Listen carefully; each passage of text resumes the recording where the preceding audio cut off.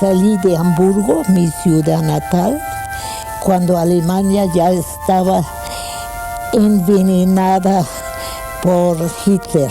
Quizás sea esta la parte más difícil de entender,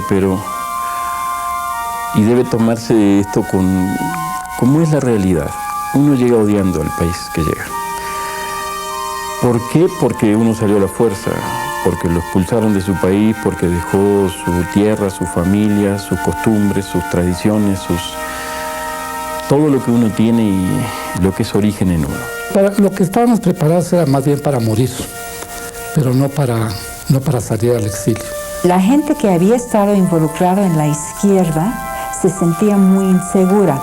Mi papá y mi mamá creo que habían sido miembros del Partido Comunista. Y mi papá estaba involucrado en un grupo que se llamaba el American Labor Party. Pero fue México, el país, esta tierra generosa, su gente, sus hombres, sus mujeres, sus organizaciones, sus gobernantes, quienes nos suavizaron, nos dulcificaron este exilio, que creo que es lo más duro que puede sufrir el hombre.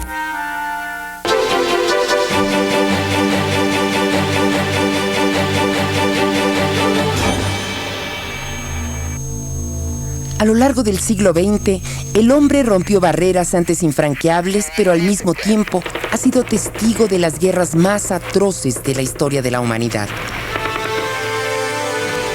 Como nunca antes, los conflictos armados, la imposición de gobiernos dictatoriales, la intolerancia étnica o religiosa y las persecuciones políticas han desencadenado el desplazamiento forzoso de millones de personas que cruzan las fronteras de sus países de origen para convertirse en refugiados.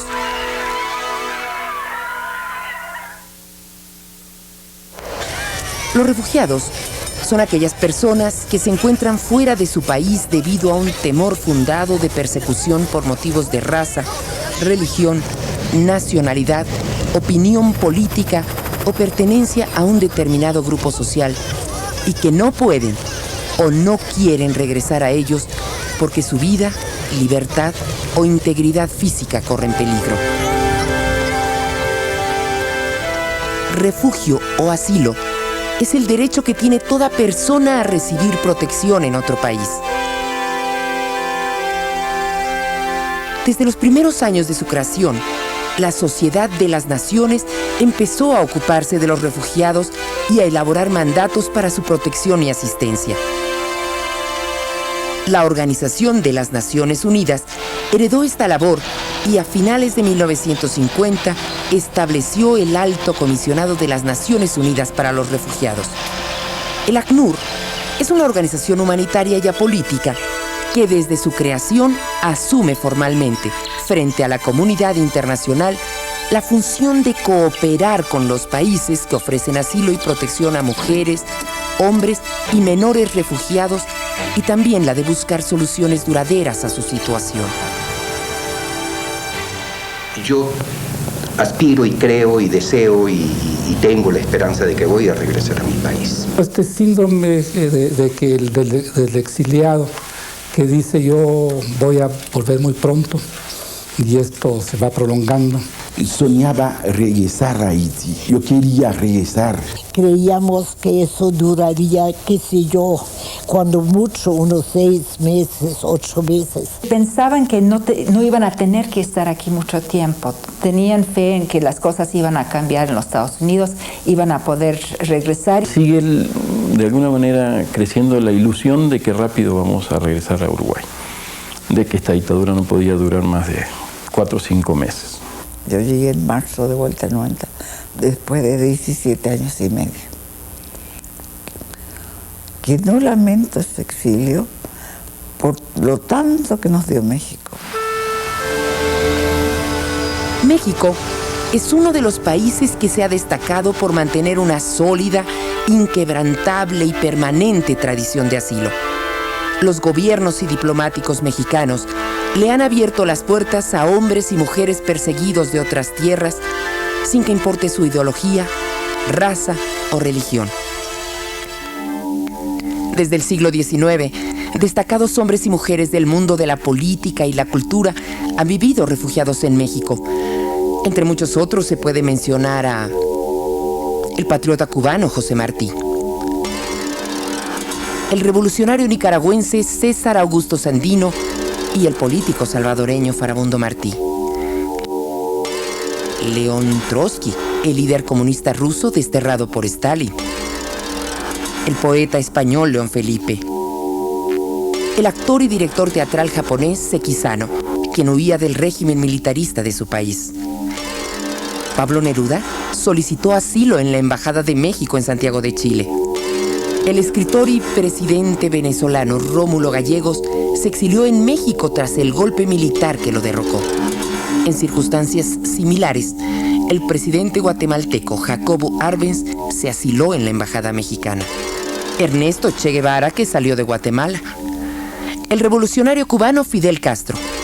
El expresidente argentino Héctor Cámpora se vio forzado a vivir casi 4 años asilado en la Embajada de México en Buenos Aires. Gabriel García Márquez pidió asilo en la casa del embajador mexicano en Bogotá. Rigoberta Menchú, Premio Nobel de la Paz 1992, vivió refugiada en México. La historia del asilo y refugio en México se inicia desde sus primeros años de vida independiente. Firma tratados con la entonces Federación de Gran Colombia y con Uruguay, en los que se reconocía el derecho a la protección y donde el asilo quedaba establecido legalmente. A partir de ahí, se inicia un largo proceso de aprendizaje y desarrollo para los mecanismos de protección a los refugiados. Uno de los primeros hombres que disfrutaron de esta garantía fue el escritor cubano José María Heredia y Heredia, que llegó a México invitado por el presidente Guadalupe Victoria.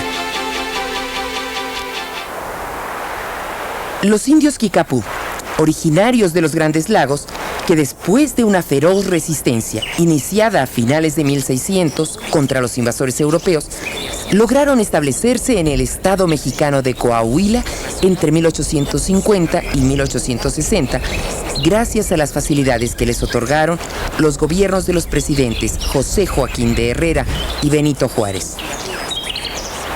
No tiene vencimiento el contrato que nos dio Juárez, Benito Juárez. No dijo hasta dónde, qué año vamos a estar como soldados. Estamos como los defensores del país. Años después, a causa de la Guerra Civil Norteamericana, se refugian en Latinoamérica entre 8 y 10,000 estadounidenses. La mayoría de ellos llega a México como el general sureño Joseph Shelby y el exgobernador de Luisiana, Henry Watkins Allen, quien fundó en 1865 el periódico The Mexican Times. La primera ley de inmigración en la que aparece la figura del asilado en la legislación mexicana se estableció en 1908, durante el gobierno de Porfirio Díaz, quien recibió a los expresidentes Lisandro Varillas de Guatemala y José Santos Zelaya de Nicaragua. Desde los años posteriores a la Revolución, México empezaría a ser considerado cada vez más como uno de los principales destinos para los perseguidos políticos de otros países. En los últimos años del gobierno de Plutarco Elías Calles, llegan a México los cubanos Julio Antonio Mella y Juan Marinelo, amenazados por la dictadura de Gerardo Machado.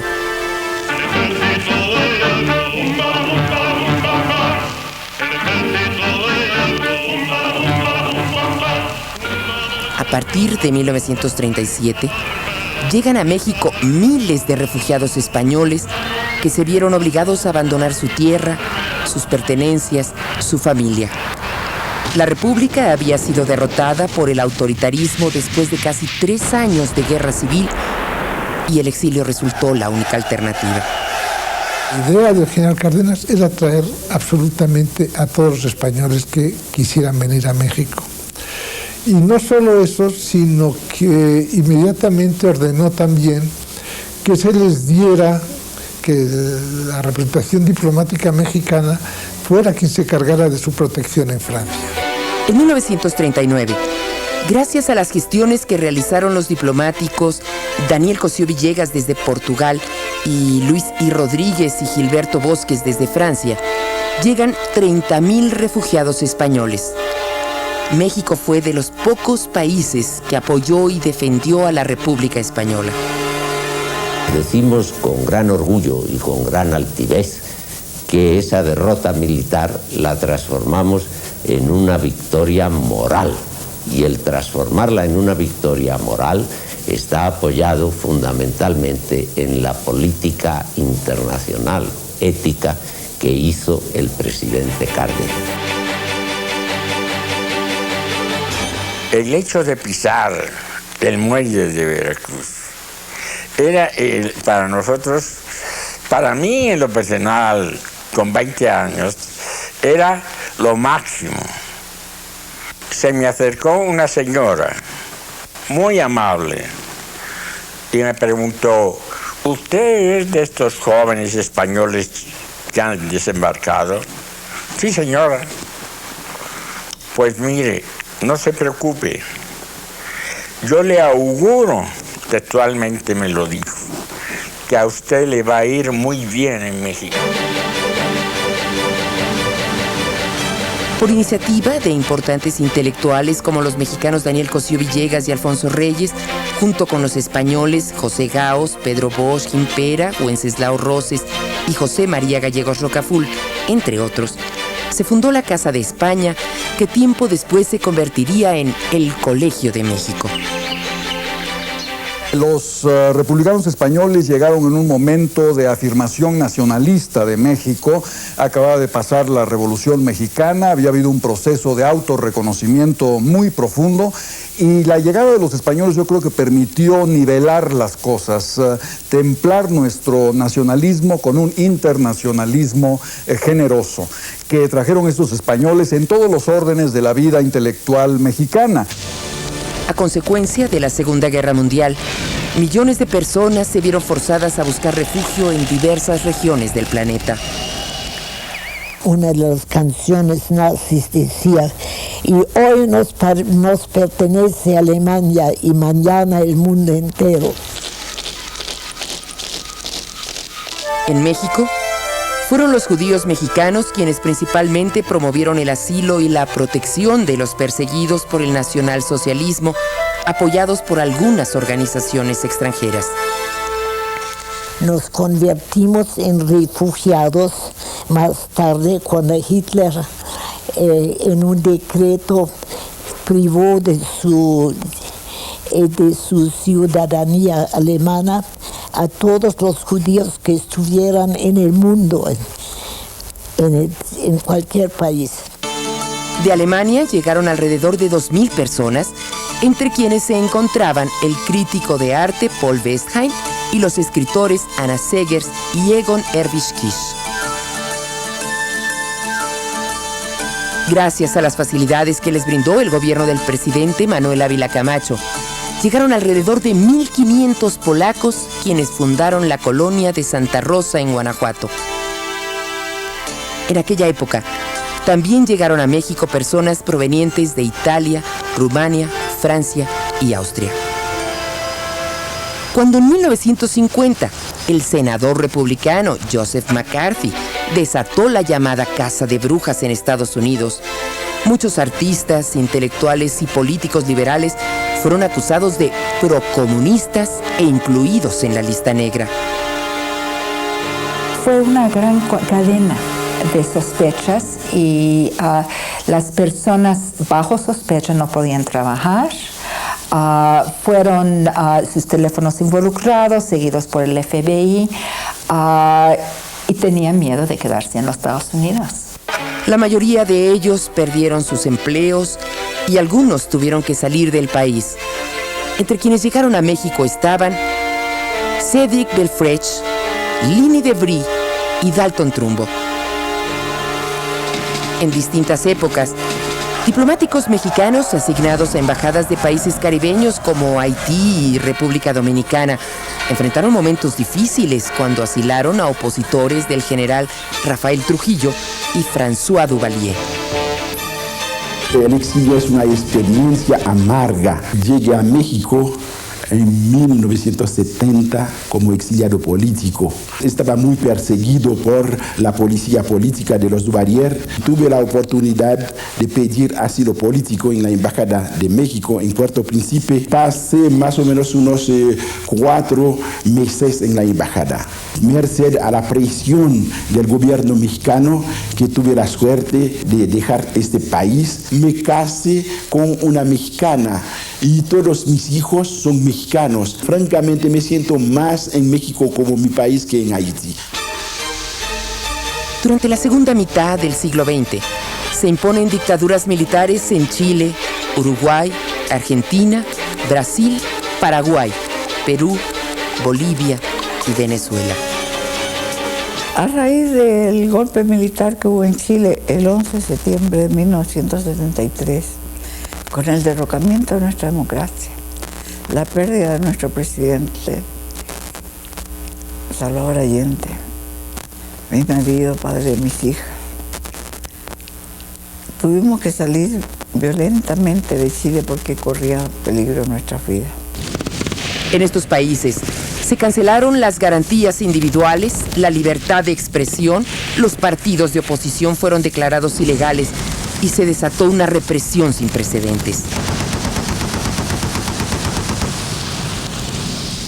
En ese entonces el gobierno militar persiguió a toda esta colectividad política y un grupo de uruguayos logramos obtener el asilo en la embajada mexicana en Montevideo. De verdad que es digno destacar la labor que realizó en aquel entonces el embajador mexicano en Uruguay, quien dio muestra no solo de una gran sensibilidad, sino de agudeza política para tratar de buscar aliados y que apoyaran ese refugio que estaba otorgando México. El clima de terror implantado por las dictaduras militares provocó que miles de ciudadanos huyeran de sus países buscando protección. Hemos corrido con mucha suerte, gracias a que también hemos tenido mucha gente que nos ha apoyado. Y en eso, pues, México es el número 1, ¿no? Tanto al gobierno como al pueblo de México hay que hacer 2 reconocimientos muy específicos. Uno, que fueron nuestra familia cuando no teníamos a nadie. Eso es al pueblo de México. Y 2, al gobierno de México, porque hubo un momento en que la rabia y las discrepancias con el gobierno argentino llegaron a tal punto que ellos intentaron venir a México a buscar a mi padre y a otros más, ¿no? El gobierno actuó inmediatamente. Esas cosas no hay cómo agradecer. Los diplomáticos mexicanos, asignados a las embajadas de esos países, aún a costa de las fricciones que se dieron con los mandos militares, realizaron las gestiones necesarias para que cientos de personas pudieran salir de sus países y viajar después a México como asilados. Como negaban el gobierno argentino que fueran perseguidos políticos, se negaban también a reconocer el carácter de asilados, puesto que no tenía nada contra ellos, que podrían salir cuando quisieran. En los primeros momentos en que hubo libertad de tránsito en la ciudad de Santiago, tuvimos alrededor de 500 asilados en condiciones bastante precarias, difíciles. Entre esos 500 pues estaba la señora Hortensia Viuda de Allende, estaban las hijas Isabel y Carmen Paz de Allende, estaban los nietos del presidente Allende y pusieron un cerco alrededor de la Cancillería, un cerco de carabineros que se dijo, me explicó el canciller Huerta, que era para protegerme a mí.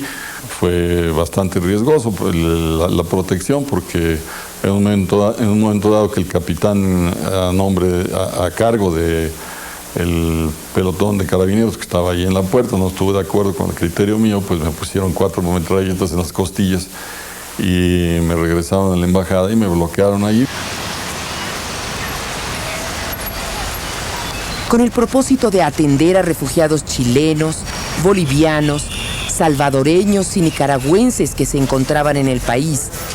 En 1980, el gobierno mexicano creó, con carácter permanente, la COMAR, Comisión Mexicana de Ayuda a Refugiados, una comisión tripartita integrada por las Secretarías de Gobernación, Relaciones Exteriores y Trabajo. En la misma época, comenzaron a llegar al estado de Chiapas miles de guatemaltecos que cruzaban la frontera huyendo de la violencia que se había desatado en su país. Se trataba, sobre todo, de indígenas y campesinos muy pobres, explotados, discriminados y reprimidos. Esta situación era la consecuencia del conflicto armado interno entre el ejército y grupos de guerrilleros. Todo la milpa que teníamos sembrado para alimentarnos, pues el ejército lo fue a cortar. Entonces dijimos de que nosotros no podemos vivir ya aquí en nuestro país. Lo que hicimos es tomar la decisión de ir en México.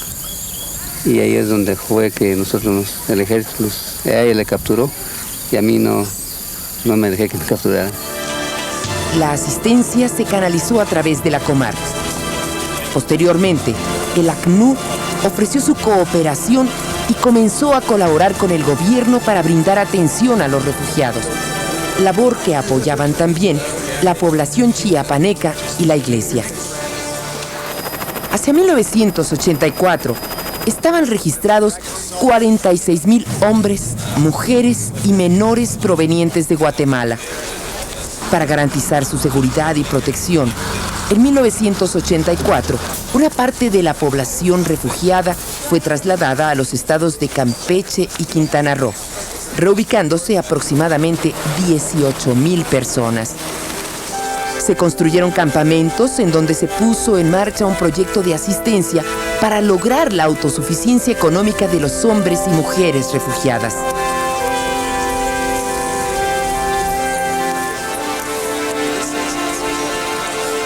Las mujeres refugiadas han desempeñado un papel central en estas comunidades, las cuales contribuyen con el 12% de la producción agrícola del estado de Campeche.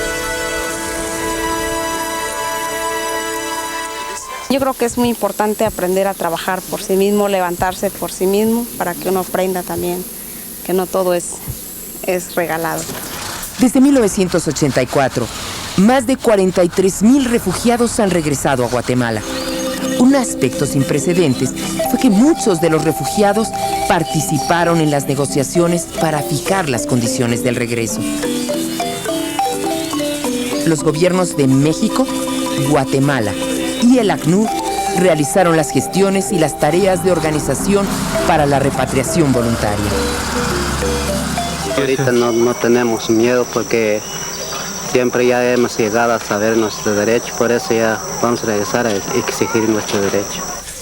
Los que eligieron permanecer en México recibieron el apoyo del gobierno del presidente Zedillo para su naturalización y se han integrado a los estados de Chiapas, Campeche y Quintana Roo. La convivencia que se ha dado representa un ejemplo para la comunidad internacional. Es el fortalecimiento tanto del derecho de los refugiados a encontrar asilo como el de ofrecer soluciones duraderas, mientras que muchos países endurecen sus políticas migratorias y cierran sus fronteras en otras partes del mundo. Se ha dado una armonía tremenda entre la población mexicana y la población guatemalteca. No hubo choques, no hubo pleitos, hubo solidaridad mutua. Hubo también un aprendizaje mutuo. La señora Sadako Ogata, alta comisionada para los refugiados, se reunió en Campeche con los presidentes de México y Guatemala en julio de 1999. I pay tribute again to the governments of Mexico and Guatemala for having pursued in a concerted fashion during these last 3 years a two-pronged approach of voluntary repatriation and local integration in order to put an end to years of exile and an uncertain future for thousands of Guatemalan refugees. En los últimos años, Se atiende a refugiados urbanos provenientes de diversas latitudes a través de la organización civil Sin Fronteras, que en coordinación con autoridades nacionales y el ACNUR brinda asistencia legal y social. En 1998, el Parlamento Internacional de Escritores declaró Ciudad Refugio a la Ciudad de México, nombramiento que han recibido Londres y Río de Janeiro, entre otras. En las últimas 2 décadas, México ha compartido con el ACNUR, que en el año 2000 celebra los 50 años de su fundación, la experiencia de proteger a los refugiados.